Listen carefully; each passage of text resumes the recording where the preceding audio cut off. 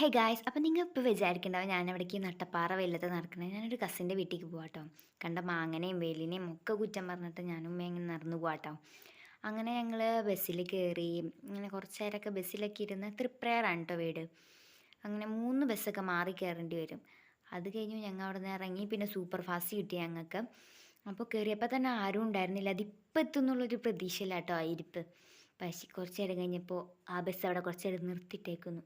അതും കുറച്ച് നേരം നേരം മതിക്കൊക്കെ ഇട്ടിട്ടുണ്ട്. അത് കഴിഞ്ഞാൽ ഞങ്ങൾ തൃപ്പയാർ സ്റ്റാൻഡിലെത്തി. അവിടെ നിന്ന് വേറെ ബസ് കയറി. അതും കഴിഞ്ഞ് ഞങ്ങൾ വേറെ ഓട്ടോറിക്ഷയിൽ കയറി. ലാസ്റ്റ് ഞങ്ങൾ ആ വീട്ടിലെത്തി. ഞാൻ നേരെ പോയത് പാടത്തേക്കാട്ടോ.